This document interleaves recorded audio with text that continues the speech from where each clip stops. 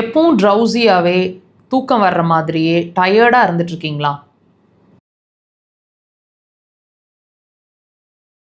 இந்த மாதிரி டிஃபன் சாப்பிட்டோன்னே தூக்கம் வர்ற மாதிரி இருக்கிறது, பயங்கர டயர்ட் ஆயிடுது, எப்பவுமே தூக்கம் வந்துட்டு இருக்கிற மாதிரியே ஒரு ஃபீலு, எப்பவுமே தூங்கிட்டே இருக்கணும் போல் ஒரு ஃபீல், எனர்ஜெட்டிக்காகவே இல்லை, ட்ரௌசியாகவே தான் எப்பவுமே இருந்துகிட்ருக்கேன். இப்போ ரீசெண்டாக தான் இந்த மாதிரி ஒரு விஷயங்களை ஃபேஸ் பண்ணுறேன், அல்லது ரொம்ப நாளாக இந்த மாதிரி சுறுசுறுப்பு இல்லாமல் இருக்கேன் அப்படின்னா இந்த பதிவை முழுசாக பாருங்கள், உங்களுக்கு ஒரு கிளாரிட்டி கிடைக்கும். நாங்கள் ஒவ்வொரு பதிவிலும் சொல்லிகிட்டு இருக்க மாதிரி இந்த பிரச்சனையும் ஒரு ஆரோக்கியம் அப்படிங்கிற விஷயத்துக்கு சம்மந்தப்பட்ட ஒரு விஷயந்தாங்க. ஸோ இந்த அதாவது உங்களோட அந்த ட்ரௌசினஸாக இருக்கட்டும், ரொம்ப தூக்கம் அதிகமாக இருக்கிற ஒரு நிலையாக இருக்கட்டும், இது உள்ளுறுப்புகள் சார்ந்த பிரச்சனையாக இருக்கக்கூடுமா அப்படின்னா எஸ், உங்களோட மண்ணீரல், அடுத்தது இரைப்பை, இந்த 2 விஷயம், அதாவது ஸ்டமக் அண்ட் ஸ்ப்ளீன், 2 விஷயம், 2 உறுப்புகள் சார்ந்த பிரச்சனை இருக்குது அல்லது வரப்போகுது அப்படின்றதுக்கான ஒரு அறிகுறியாக இருக்கக்கூடும். அதாவதுங்க, நல்லா வாட்ச் பண்ணுங்கள். உங்களுக்கு நான் சில சிம்டம்ஸ் சொல்கிறேன், இதோட அந்த உங்களோட ட்ரௌசினஸும் சேர்ந்து இருக்கும், வாட்ச் பண்ணுங்கள்.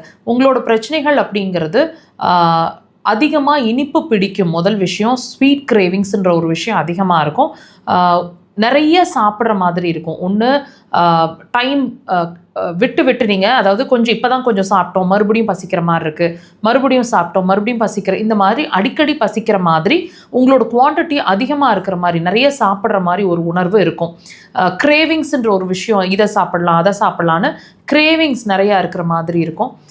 அதுக்கு தகுந்த ஆக்டிவிட்டி செய்யணுங்கிற ஒரு இன்ட்ரெஸ்ட் இல்லாத ஒரு நிலை இருக்கும். ட்ரௌசியாக, எப்போவுமே ஒரு மாதிரி லேசியாக வேகியாக இருக்கிற மாதிரி இருக்கும். உதடு வறட்சி, தண்ணி தாகம் அதிகமாக இருக்கிறது, த்ரோட் வந்து ட்ரையாகவே இருக்கிற மாதிரி இருக்கிறது, பாதங்கள் சம்மந்தமான பிரச்சனை இருக்கிறது, ஜீரணம் அப்படிங்கிற ஒரு விஷயம் சரியாக ஆக மாட்டேங்குது, முழுசாக வந்து மோஷனில் நம்ம எங்களோட உணவு பார்ட்டிகல்ஸை பார்க்க முடியுது, இந்த மாதிரி விஷயங்களை உணர்றது. டெஃபினட்டாக இதில் ஏதாவது ஒரு விஷயமாவது இருக்குங்க. அண்ட் பசிங்கிற ஒரு விஷயம் சுத்தமாகவே இல்லை, நானாக டைமுக்கு சாப்பிட்டுட்ருக்கேன், ப்ரெஷர் ஃப்ளக்சுவேஷன்ஸ் இருக்குது, அடிக்கடி லோ ப்ரெஷர் ஆகிடுற மாதிரி ஒரு உணர்வு இருக்குது, இந்த மாதிரி கண்டிப்பாக ஏதாவது ஒரு விஷயம் இருக்கும். வாட்ச் பண்ணுங்கள். இதுக்கான சிகிச்சையை, அதாவது உங்களோட அந்த ட்ரௌசினஸை போக்கணும், சுறுசுறுப்பாக மாறணும் அப்படின்னா இந்த, அதாவது உள்ளுறுப்புகள் சார்ந்த விஷயங்களை நம்ம ட்ரீட் பண்ணணும்.